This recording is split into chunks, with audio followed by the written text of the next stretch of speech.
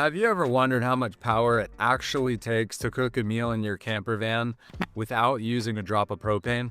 Today, we're deep diving mealtime energy consumption while we're on the road so you can cook up a storm without running on empty. We have just arrived to Seneca Rocks, West Virginia. We've posted up for the day. We have 98% state of charge on our 300 amp hour lithium iron phosphate battery. The whole time that we were driving here, it was charging up to 100% with our 50 amp DC to DC Victron Orion charger. And so now we're about to start the cooking process. So I'll be keeping track of the wattage output and our start and stop consumed amp hours so that we can give you an exact percentage reduction of state of charge to cook. What are we cooking? For cooking spaghetti and meatballs, I just made the meatballs homemade, and we're gonna set up the timer to cook at pressure 10 minutes, and it's probably gonna take 8 minutes to get to pressure. Okay, so full time, 18 minutes, 10 minutes, probably around 1200 watts. We'll keep track of the wattage when we start, and then when we get close to the end, we'll start recording again as well, just to kind of see where we're at. So you ready to kick it off? Yeah, let's put the lid on. Pressure cooker. 10. Start. The wattage just came up to 1,275 or so. We're also running lights right now in the Overland camper, and our refrigerator and Starlink. So we have all of that going. And so, yeah, we'll check back in and see what kind of amp hours we use to cook this batch of spaghetti. The Instant Pot just finished steaming off, and you can see that we're at a negative 37.8 amp hours consumed. And we started out with 6.6. So according to my calculations, that puts at 31.2 amp hours consumed. So I'm just going to jump into my calculator. 31.2 amp hours consumed divided by 300 amp hours, which is our battery bank. That gives us a total consumption of 10.4 percent of our battery to cook a meal that is kind of like something you would have at home, right? Like it's like spaghetti with meatballs. Which actually serves 6 to 7 people, so we'll have leftovers. So what we'll do moving forward is we will also, so typically in the evenings, a cup of tea.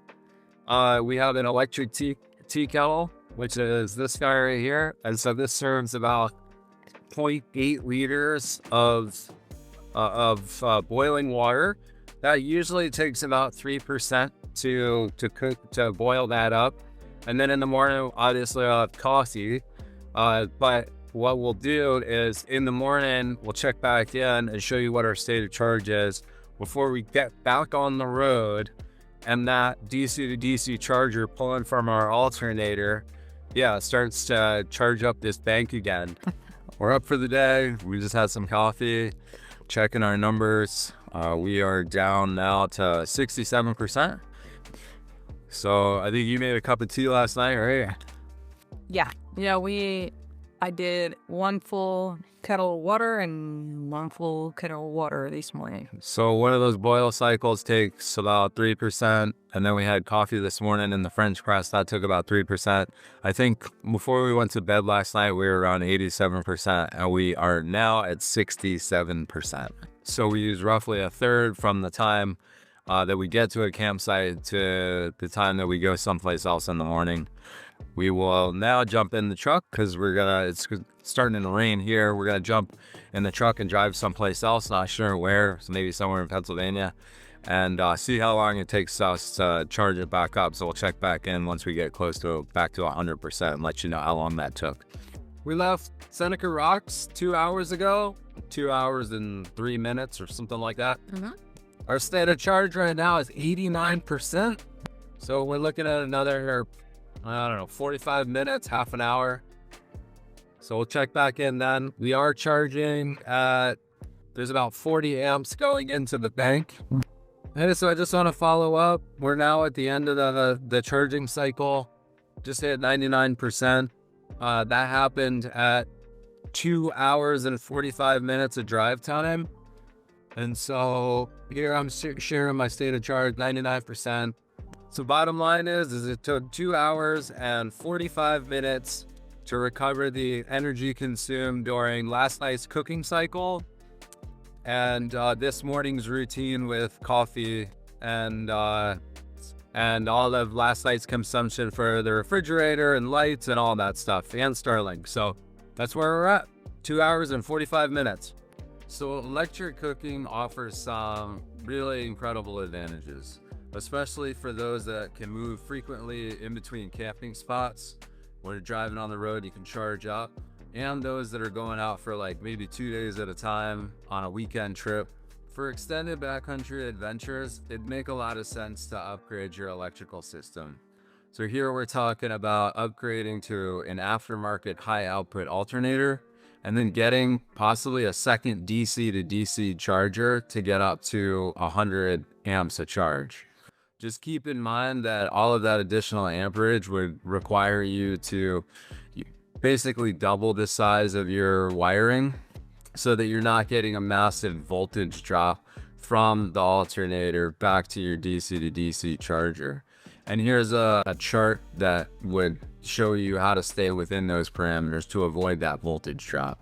So a good rule of thumb for sizing your alternator, you really want your alternator to be about at least twice the size or twice the capacity of what you're charging at.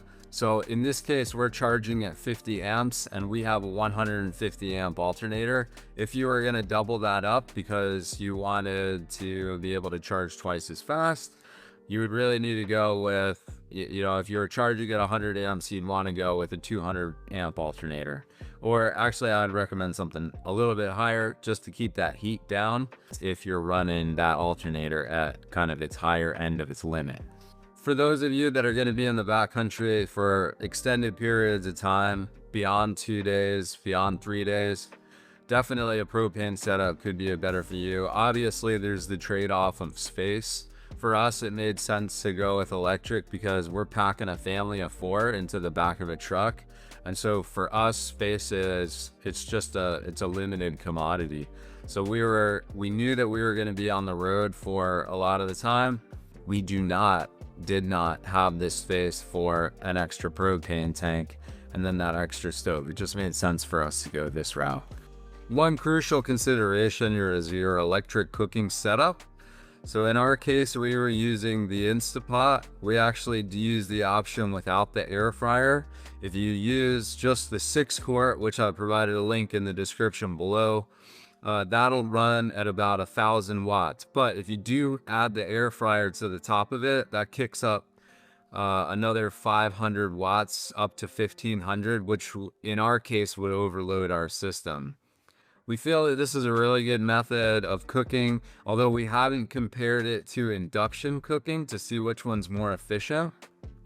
If you are interested in us producing a video on that to compare the two efficiencies of the different methods, just leave a note in the comments below and we can create a video about that. If you did like this video and thought it provided some value, take a look at this video here, which includes an in-depth tour of our Overland camper to include our electrical setup. As always, don't forget to like and subscribe because that really helps us out. Thanks for watching the video.